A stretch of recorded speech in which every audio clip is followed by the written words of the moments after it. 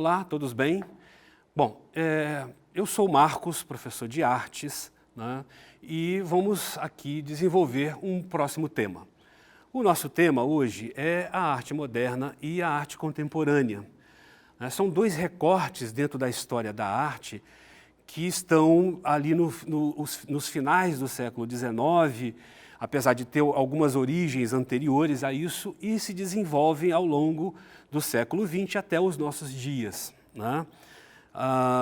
E eu vou traçar para vocês algumas características fundamentais desse processo, mostrar algumas obras e deixar aqui a indicação, né, para que vocês continuem essa pesquisa, né, na medida da necessidade e do interesse de vocês.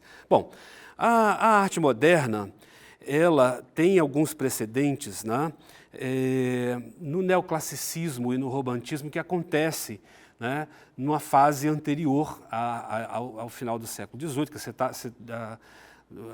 na passagem do século XVIII para o XIX, né, e é toda uma construção na sociedade europeia, na sociedade ocidental. Lembrem-se de quando a gente fala em arte moderna, arte contemporânea, nós estamos falando da sociedade ocidental, Europa e as Américas, né?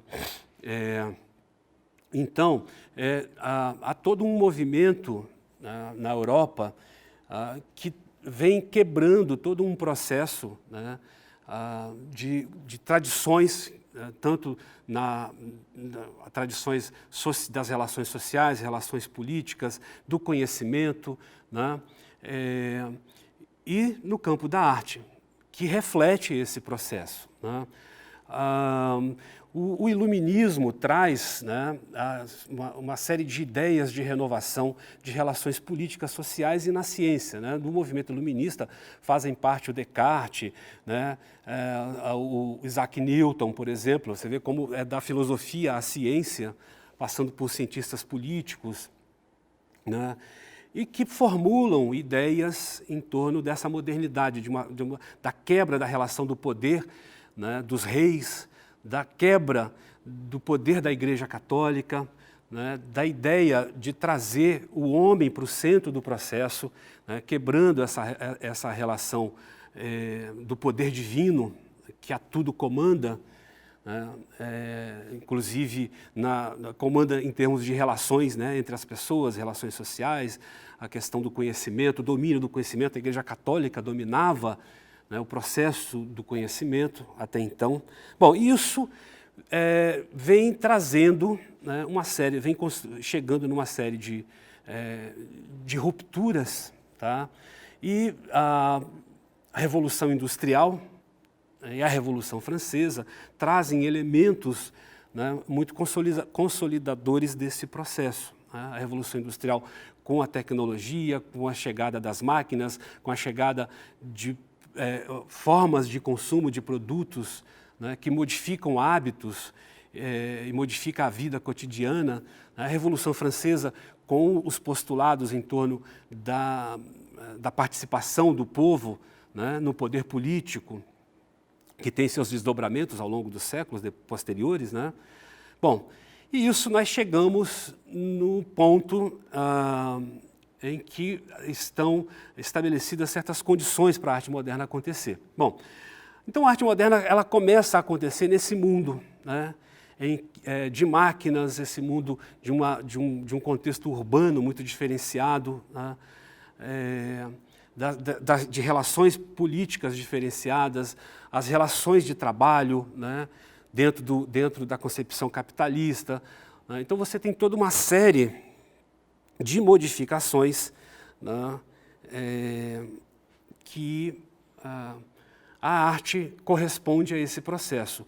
Bom, então essa série de movimentos, né, de ideias, de novos processos de conhecimento, começam a consolidar um outro mundo, tá? Um filme muito importante da história do cinema, que é o Metrópolis, do Fritz Lang, né, um diretor alemão, que traça, né, já em 1927, uma ideia de metrópoles, de engenhocas, de um mundo eletrificado, moderno, robotizado, né? Quer dizer, uma realidade que nós estamos vivendo muito hoje em dia, né? É uma história fantástica esse filme, de cenários maravilhosos, né, de uma arquitetura genial, e que depois se consolida, já em alguns anos depois, né, 9 anos depois, no filme do Chaplin, Tempos Modernos, que é um filme mais conhecido de todo mundo, né? Bom, e aí tem um outro evento fundamental, que é 1826, né, a chegada da fotografia, né, que é um processo fotoquímico de fixação da imagem. Né? É o primeiro momento em que uma imagem ela é fixada sobre um suporte, né, quimicamente, e que essa imagem permanece. Né? Esse é um processo que demora, essa fotografia, né, demorou 8 horas para o material sensível, né, reagir à luz. Tá? O processo fotoquímico é um processo de um material químico que é sensibilizado pela luz, e isso cria um problema para o campo da arte, né? Um bom problema, porque faz também o campo da arte se reinventar, porque a arte até então, seguindo toda uma tradição que vem lá do Renascimento, né? A arte se volta muito para a mimese do real, essa preocupação em reproduzir o mundo como ele é, né? Que veremos em outra aula, esse processo do Renascimento, e isso força, né, junto com toda uma outra pressão, com toda uma outra qualidade de vida que está acontecendo nesse momento, a arte a criar outros movimentos. Né? Um desses movimentos fundamentais, né, que deságua aqui na arte moderna é o neoclassicismo, né, que é um momento da arte em que os artistas tentam trazer, né, todo um referencial da tradição clássica, né, da grega e romana, e que começa a ter os seus desdobramentos no movimento do romantismo, do realismo, e que começam a trazer a vida para dentro da arte e que começam as experimentações. Né? Desses movimentos eu vou destacar um fundamental, porque ele tem tudo a ver com essa modernidade. Né? Primeiro, pelo fato de trazer para a pintura toda uma série de pesquisas da área da ciência em torno da luz, dos efeitos da luz e da percepção humana da luz, né? Da maneira como a gente percebe o efeito da luz sobre os objetos, sobre as cores, né? E também, né, aqui nós temos a obra que marca esse movimento impressionista, né, o nome tem tudo a ver, Impressão, Nascer do Sol, do Claude Monet, né, de 1872. E eles têm um hábito, uma outra maneira também, quer dizer, uma outra característica que liga isso a esse tempo moderno, né, é o fato de que eles saem do estúdio, saem dos ateliês e vão para a vida, para a rua, né, e pintam o cotidiano, né, e retratam e simbolizam esse processo da vida acontecendo, né, no seu espaço urbano, né, como as pessoas e como a luz trabalha isso ao longo do dia. Essa série da Catedral de Rouen, do Claude Monet também, né, ele pinta a mesma catedral, o mesmo objeto em momentos diferentes de como a luz varia, né, tem momentos da noite, da manhã, do meio-dia, assim, várias horas do dia, vários momentos do dia que o Monet faz, trabalhando justamente isso, a questão da percepção da luz e esse cotidiano. Né, esse aqui é um dos destaques de um desses quadros que ele faz, né? E aqui nós temos o trabalho dos impressionistas com essa coisa também importante desse movimento, que está na vida, é mostrar o cotidiano das cidades. Né? Você tem o Pissarro aqui pintando esse boulevard, vocês podem perceber que é a mesma rua, né, em diferentes horários, né? Então, nesse momento, você encontra, no início do século XX, vamos dar um salto, né, no tempo, nós temos o trabalho dos futuristas. Os futuristas, um movimento italiano de artistas que são encantados, que se ligam a essa modernidade e aos seus objetos primordiais, que são as máquinas, a velocidade, a dinâmica da vida. Né? Esse é o Luigi Russolo, que pinta, né, esse quadro, se chama A Revolta, e a ideia do movimento, de um objeto em movimento, de uma máquina, né, no dia a dia. Você vê que o quadro trabalha com tempos, com deslocamentos, né, com fragmentação, que é essa característica do nosso cotidiano. E ele mesmo faz um trabalho de pesquisa sonora, né, que são os intonarumori, entoadores de ruído, onde ele traz os ruídos das máquinas, os ruídos da rua, da vida moderna, para dentro da composição musical. Então ele constrói essas máquinas, são os intonarumori, que produzem ruídos, né? E ele faz 27 dessas máquinas, variando tonalidades e timbres, né? E incorpora isso às suas composições musicais junto com os instrumentos, né? Criando inclusive algumas peças só com essas máquinas, o que deu algumas dores de cabeça para ele junto com o público. Um movimento fundamental na arte moderna é o cubismo. Os cubistas trazem para a imagem a dimensão do tempo, né, a fragmentação da imagem e a ruptura definitiva com a tradição renascentista da perspectiva e da volumetria. Né. Eles quebram, né, essa relação de mimese com o real, propondo uma outra forma de percepção. Podemos ver isso no quadro Violino e Candelabro, né, do Georges Braque, que é um quadro de 1910, né, em que ele fragmenta esses elementos de um candelabro, um violino, e dá uma ideia de como se ele estivesse girando em torno dos objetos e cada ponto de vista que ele vai tendo desse giro, ele vai trazendo para o plano da frente do quadro, né? Esse é um trabalho fundamental do cubismo. O outro, que eu vou passar na sequência aqui também, né, fechando os cubistas, que é o trabalho fundamental, As Senhoritas d'Avignon, do Pablo Picasso, que é considerado um marco desse movimento, onde ele começa a trazer essa fragmentação, né, começa a trazer a geometrização e faz uma relação direta com um material de pesquisa deles, que eram as máscaras africanas, que tem essa característica da geometrização da figura. Tem esse trabalho africano, quer dizer, essas máscaras africanas fazem essa geometrização dos rostos. Bom, e aí nós temos um desdobramento disso, um reflexo disso da arte moderna no Brasil, né? Já na década de 20, a Semana de Arte de 22, o Brasil nesse momento vive, entre Rio de Janeiro e São Paulo, uma efervescência de modernidade, na renovação do espaço urbano do Rio de Janeiro, o cinema, né? O cinema também tem uma importância fundamental nesse momento, uma das grandes obras-primas do Limite é desse momento, feito no Rio de Janeiro. E em São Paulo você tem a Semana de 22, né? Onde os artistas absorvem essas influências desses movimentos, né, europeus que acontecem nesse momento, das vanguardas europeias, e traduzem isso numa imagética nacional brasileira.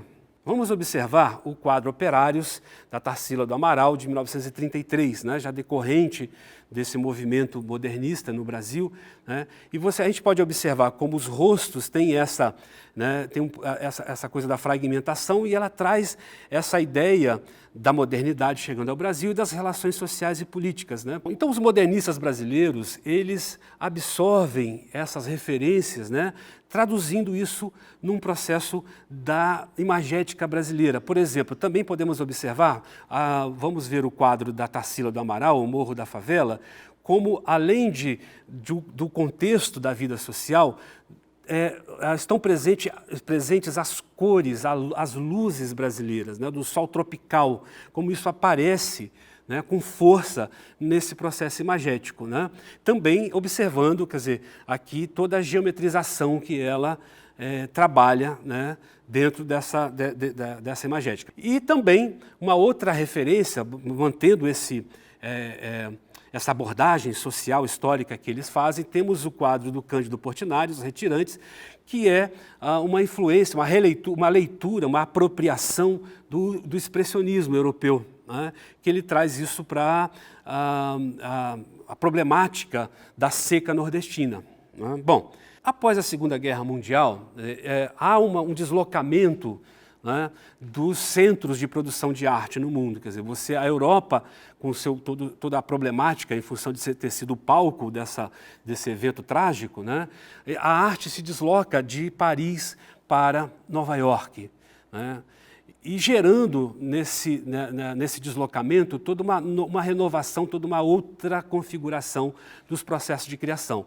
né? Lembrando que a gente já tem aí nesse momento toda uma interferência, toda uma presença de processos tecnológicos muito intensos, processos de comunicação, né? Um pouco depois começa a televisão no final da década de 50, né? Os processos de gravação, cinema, rádio, os processos da tecnologia sonora, a Segunda Guerra Mundial desenvolve as câmeras em miniatura, as câmeras em 16 milímetros, que facilita o trabalho dos artistas, a absorção dessa tecnologia pelos artistas. E aí a arte ganha, né, outras formas, né, outras amplitudes. Os artistas passam a experimentar diferentes materiais, né, diferentes tecnologias, espaços, trabalhando o corpo, conceito, instalações, né? E isso gera uma ligação também muito forte com os processos da indústria cultural, né? Vários artistas, as suas produções trabalham para centros da indústria cultural, né? Ao mesmo tempo que vários artistas passam a fazer críticas, né, a essa indústria cultural pela sua padronização, pela sua massificação, né? E a gente tem, então, portanto, todo um outro quadro diferente daquele momento da arte moderna, né? Sendo que houve um momento de ruptura lá com Duchamp, né, com a fonte, em que ele também faz uma ruptura com a ideia do artista como um gênio criador, né, como um ser iluminado. E o artista passa a ser um conceituador, um propositor de ideias e de problemáticas. Então a arte contemporânea é muito marcada por isso, por esse momento, né, e por essas variantes. Bom, dentre as várias linguagens, e são inúmeras as possibilidades, e vocês podem fazer essa pesquisa, né, na internet, em livros de arte, dentro da escola, né, que são várias as experiências, vários campos, assim, né? Eu separei uma das linguagens, né? Antes disso eu quero mostrar para vocês aqui só um pequeno quadro que é um trabalho de instalação da Yoko Ono, né? Uma artista, ela é japonesa, mas a vida dela é nos Estados Unidos, né? E ela trabalha com instalações e com performance, onde ela utiliza muito o corpo, né, dentro de espaços cênicos, né?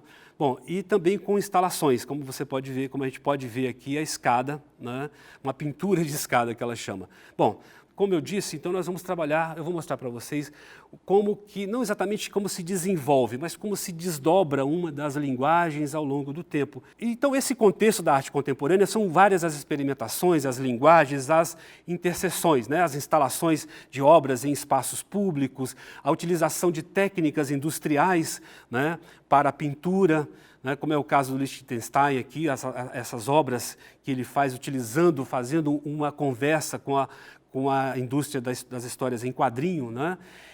Aqui a gente já tem um trabalho do brasileiro Hélio Oiticica, onde ele trabalha a ideia de cinema, né, com uma forma instalativa, de imersão, que chama o espectador para dentro da obra, né? Então o espectador aqui ele não contempla, ele participa da obra, ele é um participador, né? Isso é uma obra chamada Cosmococas, que ele desenvolve em 1973 com um cineasta, Neville d'Almeida, outro cineasta brasileiro, né? A Lígia Clark, outra brasileira que faz uma escultura, uma escultura chamada Bichos, que ela é toda, digamos, ela pega a ideia cubista e traz para dentro da escultura essa peça, né? Esse objeto ele é todo móvel, cheio de dobradiças, e onde o funcionamento dessa obra, na verdade, é quando o espectador pega essa obra e movimenta e vai criando as suas esculturas. A cada movimentação dessas partes, você gera figuras diferenciadas, né? E essa é uma das características fundamentais também da arte contemporânea, que é o lugar do espectador, né? Da interação do espectador. Ele é parte do processo. Então, como eu disse, assim, vamos ver, né, eu selecionei uma das linguagens para a gente ver esses desdobramentos do processo, tá? É a linguagem da dança. Eu vou mostrar para vocês um pequeno vídeo onde a gente sai da dança clássica para a dança contemporânea e eu vou falar rapidamente sobre essas características.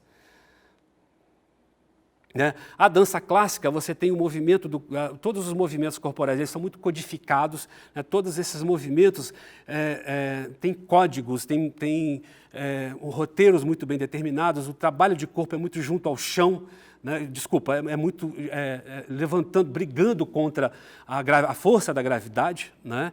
os movimentos dos bailarinos são sempre para cima, são sempre rejeitando o contato com o solo, e aí você começa a dança moderna, o Nijinsky, né, que trabalha mais as formas, o contato do corpo com o chão, o figurino muda, né, para figurinos significativos de processos. Esse é a Isadora Duncan também, que segue essa trajetória, teatralizando a dança, trazendo elementos do teatro para dentro da dança, né. É uma apresentação da Isadora, é um dos raros, é o único filme que existe dela, né, se apresentando. E aí a gente já vem também uma outra coreógrafa fantástica, que é a Martha Graham, que traz, né, a narrativa para dentro do espetáculo de dança, contando uma história. Né? Essa aqui, ela trabalha com a mitologia do Édipo, né? Você vê que ela insere vários elementos, o cenário, o figurino significativo, caracterizando o personagem, funções do personagem, né? Narrando uma história. E daí, na sequência, a gente chega na dança contemporânea que vem a seguir, né? Que é a grande figura da Pina Bausch, uma alemã, né, que além do teatro, quer dizer, além de trazer toda a questão do teatro, ela também trabalha com uma outra questão, que é a diferenciação dos corpos, quer dizer, dos gestos, de trazer o gesto cotidiano para dentro da cena. Né, o movimento cotidiano, estilizado, claro, né, mas é esse movimento que a dança clássica não tem, né, o movimento olha só, né, vocês podem observar isso, que são várias movimentações, né, normais, digamos assim, né?